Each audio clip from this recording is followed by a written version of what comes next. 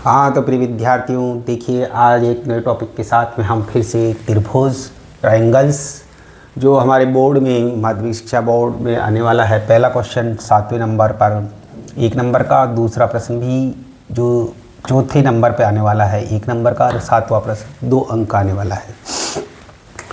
तो चलिए स्टार्ट करते हैं हम। ये ब्लूप्रिंट के सवाल हैं हमारे पास। देखिए पहले का 7वां, आकृति में किस नियम से त्रिभुज ABC समरूप है। ये समरूप का चिन्ह है। त्रिभुज DEF है। SS नियम, SAS नियम, ASA नियम और AAA नियम। तो देखिए हमारी जो समरूपता के नियम हैं, पहले मैं आपको इसके विषय में बता दूं। चूँकि ये वैसे 7वीं क्लास से ही हम पढ़ते हैं समरूपता। तो समरूप का मतलब है जैसे आपकी एक छोटी फ़ोटो है और वैसी की वैसी आपकी एक बड़ी फ़ोटो बना दी जाए तो वो कहलाता है समरूप है। यानी उनकी जो भुजाएं हैं ये बढ़ जाती है उसी अनुपात में। तो यहाँ समानुपातिकता का जो नियम लगता है हमारे, वो नियम काम आता है। तो समरूप का तात्पर्य है कि एक छोटी आकृति और वैसी की वैसी ही बड़ी आकृति हो। तो यहाँ त्रिभुज देखिए, एक त्रिभुज है ABC, यहाँ 2 सेंटीमीटर दे रखी, 4 सेंटीमीटर और ये 50 डिग्री का कोण है। और इसी तरह से DEF है 3 सेंटीमीटर 6 और उनके बीच में कोण है। तो देखिए ये वाली भुजा, एक भुजा 2 भुजाओं के बीच का जो कोण है वह हमारे दे रखा है। यानी भुजा को हम बोलते हैं साइड, इंग्लिश में बोलते हैं साइड। साइड साइड साइड यानी भुजा भुजा भुजा नियम, साइड एंगल साइड, भुजा कोण भुजा, A फॉर एंगल, और एंगल साइड एंगल नियम, और ये तीनों ही एंगल एंगल एंगल नियम है।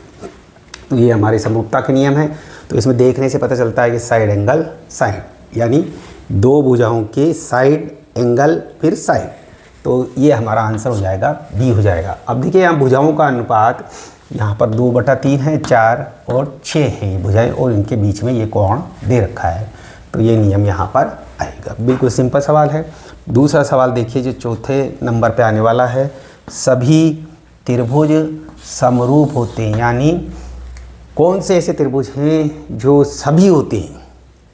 समद्विबाहु। समद्विबाहु का मतलब है जिसकी 2 भुजाएं बराबर हो। एक त्रिभुज है जिसकी 2 भुजाएं दूसरे त्रिभुज की 2 भुजाओं के बराबर हो। और समबाहु का मतलब है ऐसा त्रिभुज एक जिसकी तीनों भुजाएं साइड साइड साइड दूसरे त्रिभुज की भी तीनों भुजाओं के समरूप हो।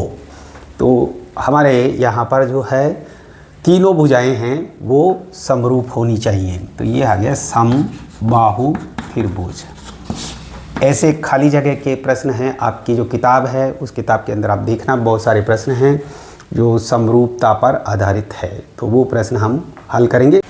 हाँ तो प्रिय विद्यार्थी देखिए खाली जगह के 3 सवाल और बहुत सरल है। यहाँ कह रहा सभी वृत्त होते हैं सर्वांग सम और समरूप। जैसा कि हम पूर्व में पढ़ चुके हैं, सर्वांग सम आकृतियाँ क्या होती है? एक आकृति दूसरी आकृति को पूरी पूरी ढक ले, वो सर्वांग सम आकृतियाँ होती हैं। चूँकि आपको ये ध्यान रखना है, ये जो त्रिभुज वाला पार्ट है हमारे इस चैप्टर में समरूपता का है, तो ये समरूप ही होंगे। सभी वृत्त है ना, सभी वृत्त क्या होंगे? समरूप होते हैं, है ना। और ये जैसे कह रहा है सर्वांग सम, सर्वांग सम तो क्या होगा? जब एक वृत्त दूसरे वृत्त को ढक ले, यानी उसकी त्रिज्याएं हैं। जैसे मान लीजिए ये 3 सेंटीमीटर का है तो ये भी 3 सेंटीमीटर का है, तब ये वृत्त इसको पूरा पूरा ढक लेता है, तो वो सर्वांग सम आकृतियाँ कहलाती है। चूँकि यहाँ सभी शब्द दिया है तो सभी वृत्त सर्वांग सम नहीं हो सकते। कुछ छोटा हो सकता है, कोई बड़ा हो सकता है, तो वो क्या कहलाते हैं? सभी समरूप कहलाएंगे, समरूप होते हैं। सभी वृत्त है समरूप होते हैं। इसी तरह से सभी वर्ग, वर्ग की चारों भुजाएं बराबर होती है। तो छोटा वर्ग है, बड़ा वर्ग है और बड़ा वर्ग है, तो उनकी भुजाओं का जो अनुपात है वो कोई 4 सेंटीमीटर का है, कोई 8 सेंटीमीटर है, कोई 10 सेंटीमीटर का वर्ग बनाया हुआ है।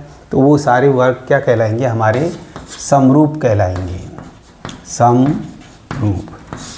उसमें से सर्वांग सम तो तब होगा जब एक वर्ग है 4 सेंटीमीटर भुजा का है तो दूसरा वर्ग भी 4 सेंटीमीटर भुजा का है, तब वो उसको पूरा पूरा ढक लेगा, तो वो सर्वांग सम कहलाता है। तो वो सभी नहीं हो सकते, कुछ हो सकते हैं, जो कुछ क्या जो 2 ही ऐसे हैं जो हो सकते हैं सर्वांग सम हो सकते हैं, जिनकी भुजाएं आपस में बराबर हो।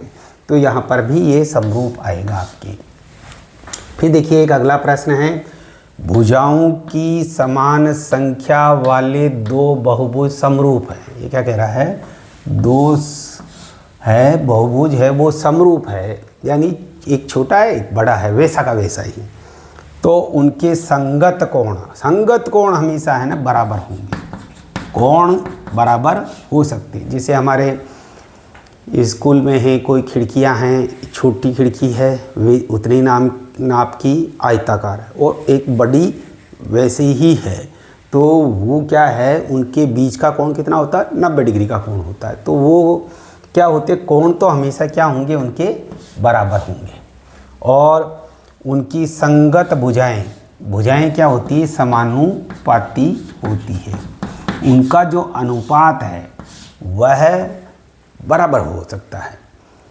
एक भुजा छोटी दे रखी है और एक भुजा वही बड़ी दे रखी है, तो उनका जो अनुपात है, जिसका एक का 2 है तो दूसरी का 4 हो गया, एक का 6 है तो दूसरी का 12 हो गया। तो इस तरह से उनका अनुपात है वो बराबर होता है, तो उसे हम समानुपाती कहते हैं। तो संगत भुजाएं हैं, जो साथ वाली भुजाएं हैं, उनका अनुपात समानुपाती होता है। तो ये 3 तरह के प्रश्न आपकी किताब के अंदर है, इनको भी आप ज़रूर देखें, एक बार ज़रूर हल करें, ठीक है। तो ये हमारा क्वेश्चन नंबर हो गया 2 और दूसरे का 1 नंबर का एक सवाल हो गया। एक क्वेश्चन हमने आपको ब्लूप्रिंट में करवा दिया था, और अब हम प्रश्न 1 का जो 7वां प्रश्न है उसमें बहुत सारे प्रश्न किताब में दिए हुए हैं, वो प्रश्न हम हल करेंगे।